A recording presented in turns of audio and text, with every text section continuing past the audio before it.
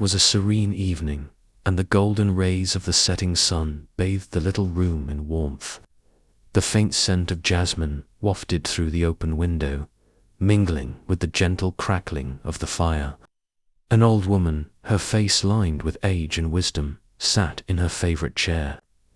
Her grandson, a boy of 7, rested his head on her knee, his face troubled. "Nani," he said softly, "I don't think I can finish my school project. Everyone else is so much better than me. My drawing doesn't look like theirs." The old woman smiled kindly, stroking his hair. "Ah, my dear, you're upset. But your worries remind me of someone I once knew." The boy looked up, curiosity replacing his frown. "Who, Nani?" She chuckled. "A man named Rog. Let me tell you his story."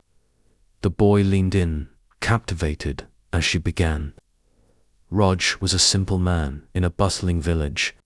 While others were warriors, traders, or scholars, Rog was a gardener. He had no grand title, wealth, or fame. Yet every morning he would wake before dawn to tend his small patch of land. He planted vegetables, fruits, and flowers, humming softly as he worked. The villagers often teased him. "Rog, why waste your time in the dirt? The world needs warriors, builders, and traders, not gardeners." Rog would smile and wave, but their words stayed with him. What good was gardening, he wondered. Should he aspire to more? Still, the garden brought him peace, so he continued. Then one summer, disaster struck.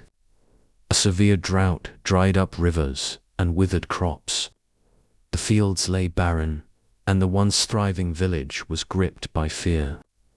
Warriors couldn't fight the drought, merchants couldn't trade, and scholars had no answers.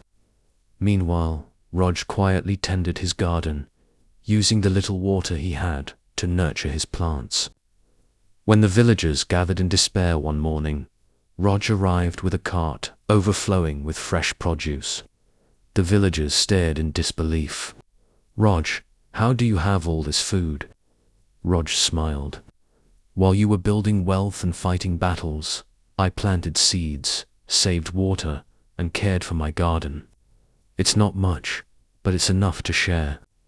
For weeks, Raj's harvest sustained the village. Those who once mocked him now respected him, realizing that his quiet dedication had saved them. The drought eventually ended, but the lesson remained. Greatness doesn't always come in loud, obvious forms.